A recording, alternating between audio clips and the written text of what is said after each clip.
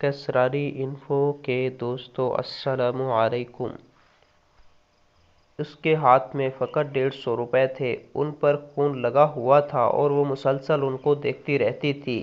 ایک عرصہ سے وہ دماغی امراض کے اسپتال میں زیر علاج تھی مگر صحت یاب نہ ہو سکی تھی۔ اسے پاگل خانے بھیج دیا گیا تھا۔ اس کا نام عاطفہ تھا۔ عاطفہ کی پہلی اولاد ٹرانسجینڈر یعنی ہجڑا تھی جس کا نام عبدالکبیر تھا۔ جب عاطفہ کے شوہر حاکم خان کو پتہ چلا کہ عاطفہ نے ایک ہجڑے کو جنم دیا ہے تو حاکم خان نے عاطفہ کو عبدالکبیر کے ہم جنسوں کے حوالے کرنے کا حکم کر دیا۔ عاطفہ نے لاکھ منت سماجت کی مگر حاکم خان نہ مانا اور عاطفہ کو طلاق دینے کی دھمکی دے دی تو مجبوراً عاطفہ کو عبدالکبیر کو ہم جنسوں کے حوالے کرنا پڑا مگر عاطفہ نے اپنی اولاد سے قطع تعلق نہ کیا۔ حاکم خان سے چوری وہ اپنی پہلی اولاد عبدالکبیر سے ملتی رہی۔ اس کے بعد عاطفہ کے ہاں ایک بیٹی پیدا ہوئی اور بیٹی کے پیدا ہونے کے بعد عاطفہ کے گھر لاکھ علاج معالجہ کے بعد بھی کوئی اولاد نہ ہو سکی تو حاکم خان نے عاطفہ کو اس وقت بیٹی سمیت طلاق دے دی۔ جب حاکم خان کی بیٹی مریم کی عمر 10 سال تھی، عاطفہ کے لیے یہ بہت بڑا صدمہ تھا۔ عاطفہ کے پاس اللہ پاک کی ذات اور سوائے عبدالکبیر کے اور کوئی سہارا نہ تھا۔ عاطفہ نے عبدالکبیر سے رابطہ کیا تو عبدالکبیر نے بخوشی اپنی ماں اور بہن کی ذمہ داری قبول کر لی اور ناچ گا اور مانگ کر رزق کماتا۔ کئی بار لوگوں کی ہوس کے نشتر بھی سہ لیتا مگر اس نے کبھی اپنی ماں یا بہن کو خالی پیٹ نہ سونے دیا۔ ہجڑا ہو کر بھی اس نے اپنے بیٹے کا کردار نبھایا۔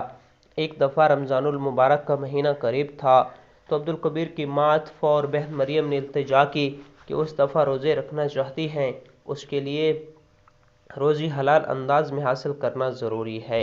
لہٰذا مریم اور عاطفہ نے اپنے جاننے والوں سے 1000 روپے ادھار لے کر عبدالکبیر کو دیے۔ عبدالکبیر نے ان 1000 روپے کا فروٹ لے کر بیچنا شروع کر دیا اور جلد ہی کما کر 1000 روپے قرض واپس کر دیا۔ اب وہ اپنی کمائی میں سے فروٹ خریدتا، دن بھر اسے بیچتا اور رات کو بچت سے گھر کا راشن خرید لیتا۔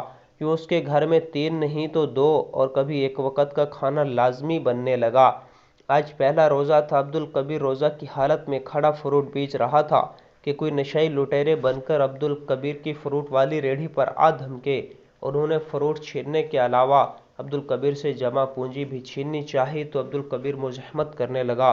عبدالکبیر کے مزاحمت کرنے پر انہوں نے چاقو اور خنجر سے وار کر کے عبدالکبیر کو شدید زخمی کر دیا اور فرار ہو گئے۔ عبدالکبیر زخموں کی تاب نہ لاتے ہوئے حالت روزہ میں اللہ پاک سے جا ملا مگر اس کی موت کے بعد جب اس کی بند مٹھی کو کھولا گیا تو اس میں 150 روپے نکلے جن پر عبدالکبیر کا خون لگا ہوا تھا۔ جب عبدالکبیر کی ماں کو عبدالکبیر کی موت کی خبر ملی تو وہ عبدالکبیر کی میت لینے کے لیے بیٹی کے ساتھ گھر سے نکلی مگر راستے میں حادثے کی وجہ سے مریم بھی جان سے ہاتھ دھو بیٹھی۔